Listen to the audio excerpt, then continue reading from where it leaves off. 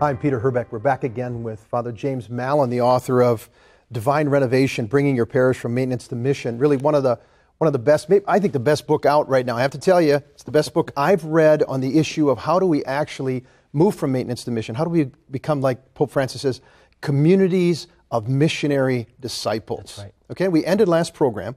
You just began to touch on the role of the leader of casting vision. Yes. And how that happens. So let's cover that. Well, I think to begin with, we've got to define vision is about where we desire to go. It's about the future that makes us so excited that I can't sleep at night.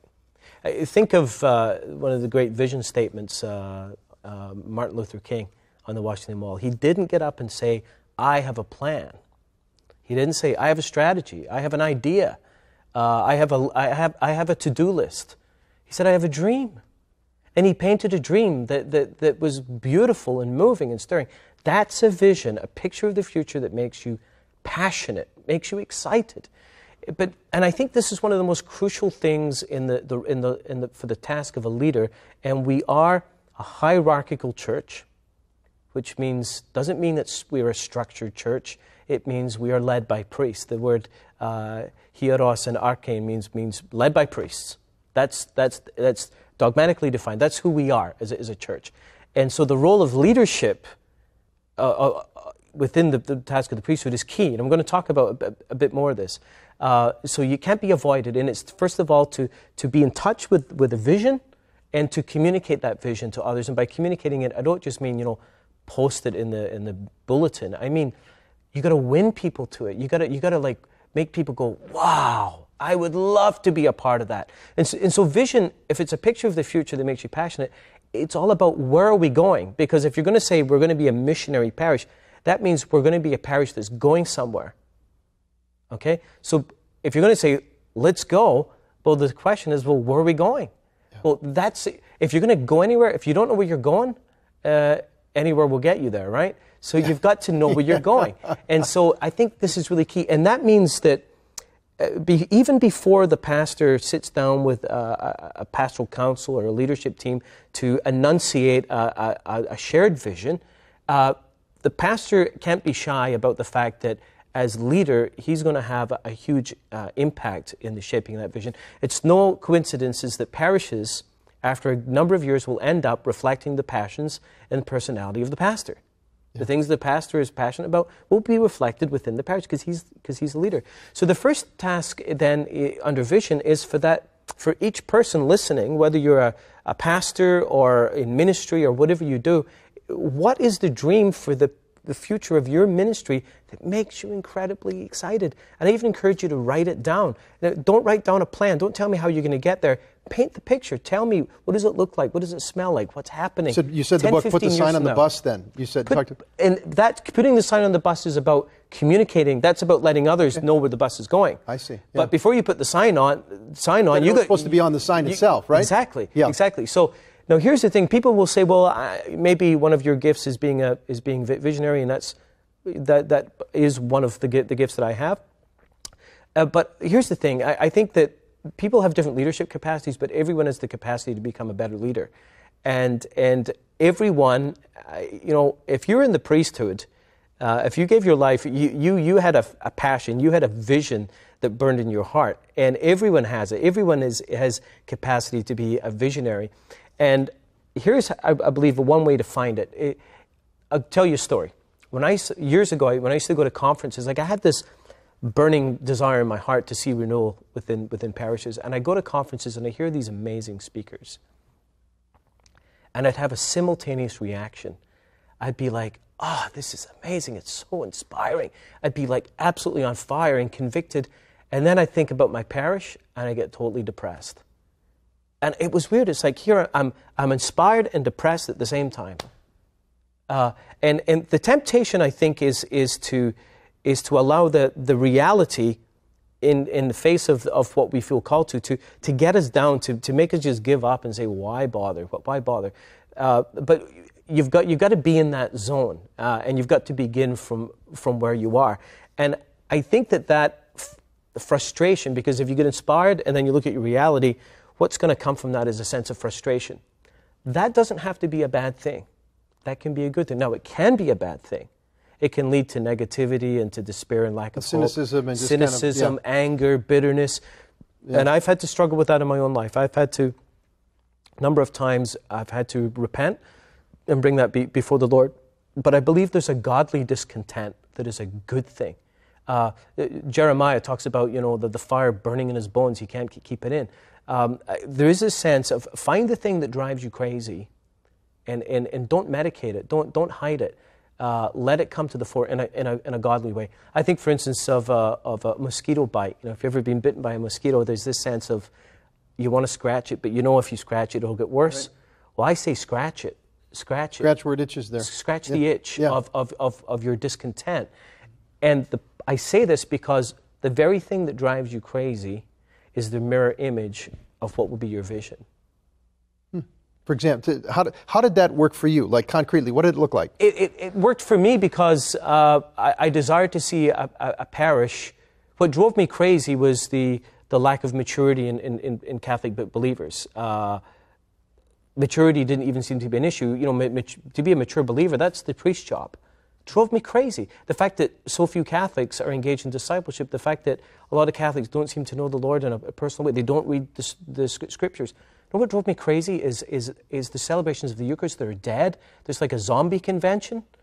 I remember one time this kid saying to me, I don't like Mass, I find it boring. I said, something? You're boring. I have to stand up there and look at your face every week? You're boring.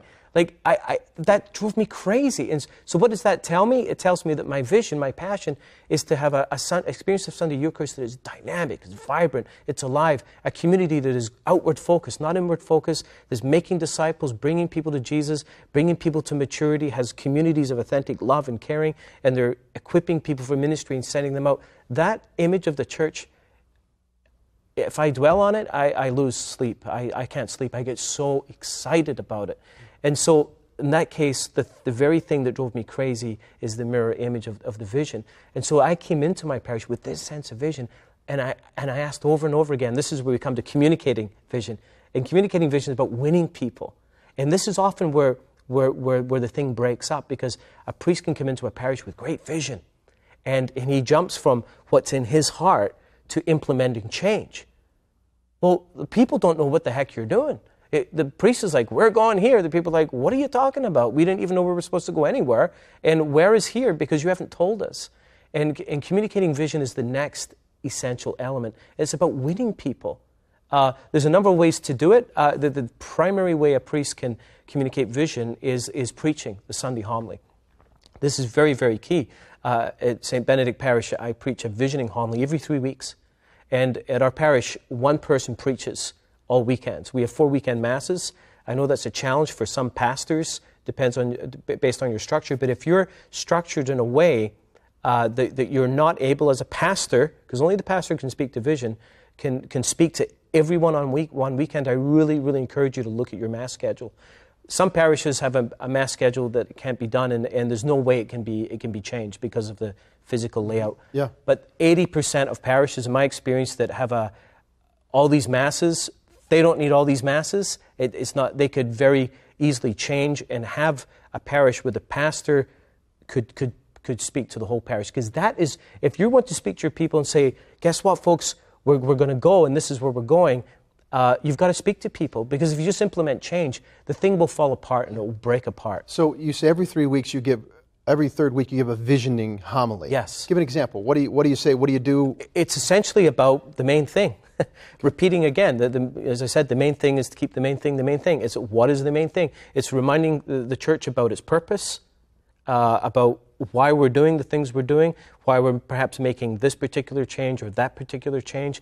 I remember one weekend a couple of years ago, I did a visioning homily on youth ministry. We went to hire a youth minister, and in many ways, the way to a key visioning homily to motivate people to desire change is to, just like I say, scratch the itch of the people. Say to people, are you happy that many of your children and grandchildren don't go to church? Is this something you're content with? Yeah. Do you want to do something about this?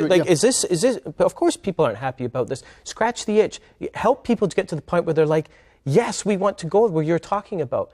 I did the same when we introduced mid-sized groups in our parish. So right now we have about 15-18% of our adult population in mid-sized groups. If you live in mid-sized groups of 20 to 30 people that meet every 2 weeks in homes. How many is a mid-sized group? 20 to 30 people. You said, okay. Yeah, I'm sorry. And so these are communities where people are cared for and loved. Yeah. See, in my parish, we have 1,700 people on a weekend, and I said to people, what is the meaning of Christian community? I said, the traditional model of pastoral care was called Father.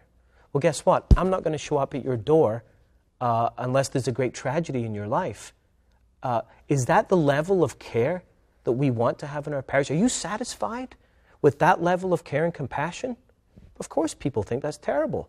It says, well, we've got to do something about it. We want to be a community where people are known and loved and cared for, and the clergy-centric model can never accomplish that. We need to care for one another. We need to break our large parish into small, and to give people a vision and a taste of what it can mean, so they're like, yeah, that's good. When you say clergy-centric, is that related to the clericalism stuff that you touch on in the book? Is that related to that? I think clericalism is a huge, huge issue in our church that we've got to overcome. Can you define that for us, for our listeners, and then... I define clericalism as the appropriation by the clerical caste, and by clerical caste I include religious and even lay people, because some lay pastoral workers have adopted a clerical mindset. It's the appropriation of the clerical caste of what is proper to the baptized. So basically, being a missionary disciple, you can't do that. I don't expect that of you. Let me do it for you. It's my job. It's my job. I'm the professional Christian. You just sit back. We can't ask that of you because you have all these other responsibilities in your life, and it's asking too much. I'm called father. What is the primary desire of a father? To see his children grow and become mature. And St. Paul says, for this I labor, to present you all complete, mature in Christ. This is one of the primary goals of pastoral care, the care of the shepherd, to feed the sheep. Why do you feed sheep? Same reason as you feed your kids, so that they grow up to be big and strong. We want our people to grow to maturity. That's discipleship. And clericalism is basically, it's a symbiotic relationship. It's like the layperson says, you do it for me. You be my spiritual surrogate. You be that holy person up on the pedestal, because that helps me to convince myself that I could never be that. So you do it for me, and I'm going to leave you in isolation. And God help you if you fall from this pedestal. And it's mutual. Pope Francis calls it a mutually sinful condition, and it feeds the lack of maturity within the laity. And it's not that we're intolerant of immaturity. Any family who has children, you expect immaturity in children. Yeah. But any parent knows that the child eventually becomes mature. That's the whole point of parenting. But the church will always have immature members, because we're always called to be fecund, to be life-giving, to have babies.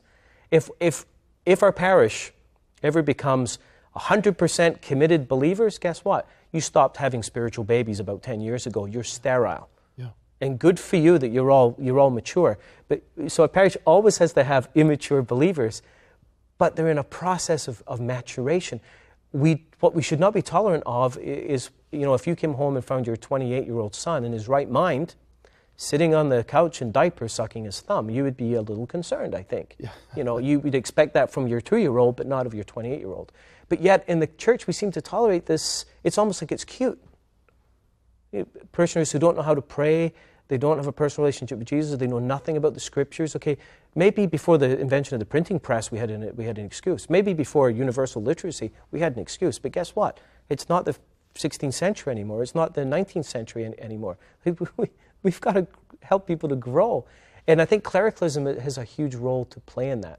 So we've got to, in terms of communicating vision, the homily is key. I can't underestimate that enough, that you've got to take control of your message on a weekend, because that's your single biggest tool to say this is where we're going. But then you've got to identify your key stakeholders, in a sense. Your staff, your key volunteers, your ministry leaders. It could be the person who runs a prayer ministry. Heck, it could just be Mrs. Smith, who just has great influence over others. And you can't just be going to the people who you like and who agree with you. You've got to sit down and not just say, here's where I sense God calling us to go. It's to paint the dream with that person and say to that person, I know that you might not agree with everything I stand for, but I know that you're an influential person. You're a key person in this community. Would you help come alongside and help us make this happen so we can own it together? And you've got to win your key people, because if you don't win your key people, when you begin to implement the change, that's where division, because a vision is where you're going. If you have two visions, you have division. And that's the importance of vision and communicating vision. That's a great lead-in, Father, for our next show on leadership, forming a leadership team. Friends, Session 3 is all about that. That's a key building block for being able to become a missionary parish.